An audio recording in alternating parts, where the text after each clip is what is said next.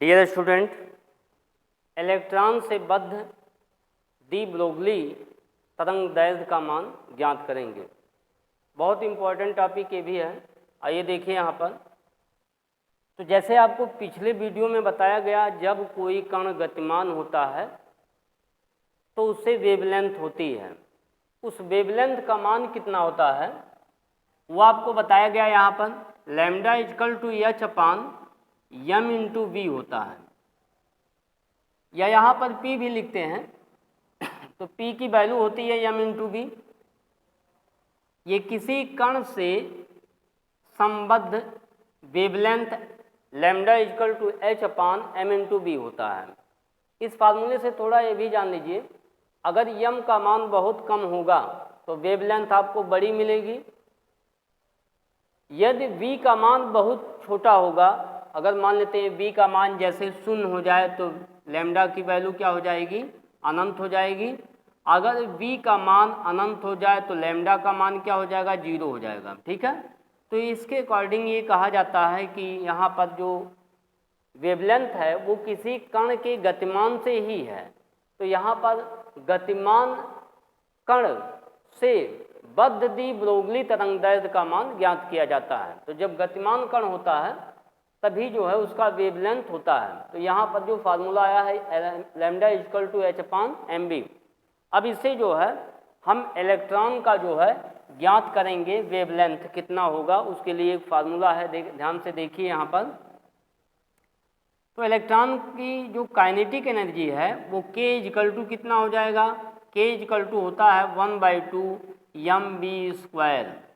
तो यहाँ B square बराबर क्या लिख सकते हैं, तो बी स्क्वायर इक्वल टू लिख सकते हैं 2 के अपान यम लिख सकते हैं। ओके। तो यहाँ बी इक्वल टू क्या हो जाएगा, यहाँ से बी इक्वल टू हो जाएगा 2 के अपान यम हो जाएगा। ठीक है। अब ये इक्वेशन नंबर आपका फर्स्ट है। अब यहाँ पे गतिज ऊर्जा ज्ञात किया गया है इलेक्ट्रॉन का। ये गतिज ऊर्जा है, गतिज ऊर्जा। तो गति ऊर्जा को के से लिखा जाता है इसमें। तो kinetic energy 1/2 M V square, V square equal to 2 K upon M, और बी बराबर 2 के अपान एम लिखेंगे इसमें। अब बी की वैल्यू हम यहाँ इक्वेशन फर्स्ट में जब रखेंगे यहाँ पर, तो लैम्डा इक्वल टू एच, और यहाँ पे हो जाएगा यम, और अंडर रूट में हो जाएगा 2 के अपान एम। ठीक है। अब यहाँ यम जो है, यम से यहाँ m को हम अंदर लिख सकते हैं। इसी फार्मूले को हम इस तरह से भी लिख सकते हैं, h अपान इसको अंडर रूट में लिख सकते हैं 2 के एम स्क्वायर अपान m भी लिख सकते हैं, क्योंकि m स्क्वायर का वर्गमूल m होगा, बाहर चला आएगा। तो हम इसे इस तरह से लिख सकते हैं, एक m से m कैंसिल हो जाएगा इसमें। तो लैम्डा इक्वल टू हो जाएगा यहाँ से h अपान अंडर रूट में 2 के एम। ओके, 2 के एम लिख सकते हैं यहाँ पर।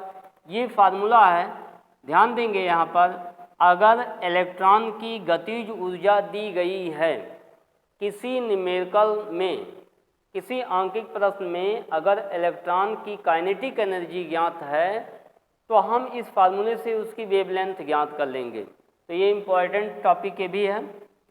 अगर इसमें इलेक्ट्रॉन का जो काइनेटिक एनर्जी है वो वोल्टेज के रूप में दिया हुआ है, क्योंकि वोल्टेज बढ़ाने पे जो निकलने वाले इलेक्ट्रॉन थे उनकी काइनेटिक एनर्जी जो है,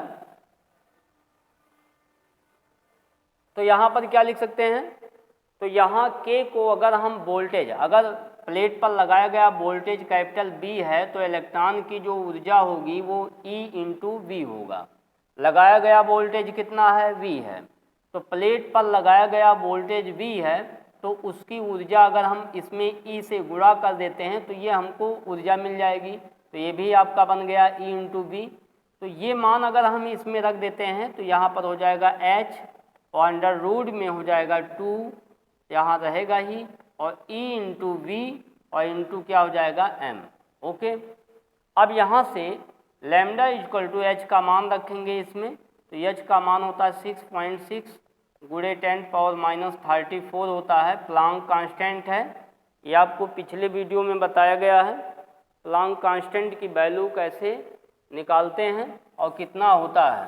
तो प्लैंक की क्वांटम थ्योरी में h का मान 6.6 गुणे 10⁻34 होता है और यहाँ पर इसको लिखेंगे 2 और E की वैल्यू यहाँ पे E चार्ज है जिसे मूल चार्ज कहते हैं 1.6 गुणे 10⁻19 कूलाम होता है और ये आपका कैपिटल V रहेगा ही इसमें और m जो है यहाँ पर इलेक्ट्रॉन का द्रव्यमान है तो 9.1 गुणे 10⁻31 होता है।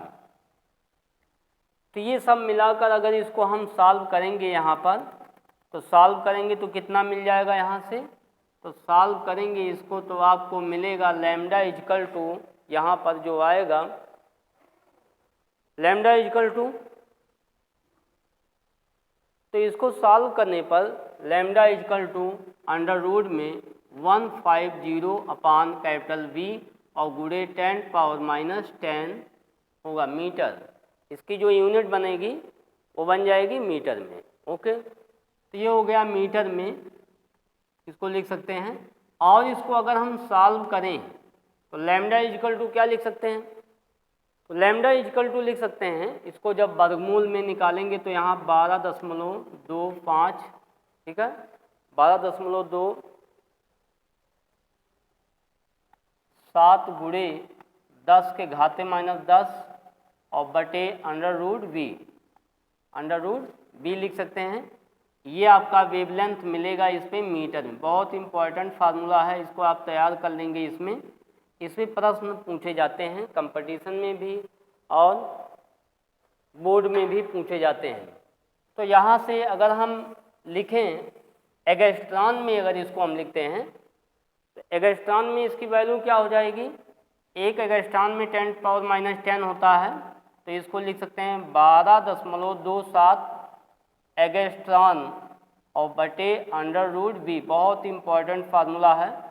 अगर वोल्टेज दिया हुआ है, अगर आंकिक प्रश्न में वोल्टेज दिया हुआ है तो उस वोल्टेज से हम वेवलेंथ ज्ञात कर लेंगे। तो जितने ज़्यादा वोल्टेज हम बढ़ाते हैं तो वेवलेंथ का मान जो है घटने लगता है, धीरे धीरे घटता है क्योंकि ये रूट है। और वोल्टेज का मान जब बहुत कम होता है तो उससे वेवलेंथ अधिक मात्रा, मतलब उसकी जो वेवलेंथ होती है वो बहुत बड़ी होती है, ठीक है। तो बैटरी से जब या किसी स्रोत से जब हम वोल्टेज का मान धीरे धीरे बढ़ाते हैं तो उससे निकलने वाले जो इलेक्ट्रॉन होते हैं उनकी वेवलेंथ क्या होती है, घटती है। ओके, फिर नेक्स्ट अगले वीडियो में फिर आपको बताएंगे। Thank you.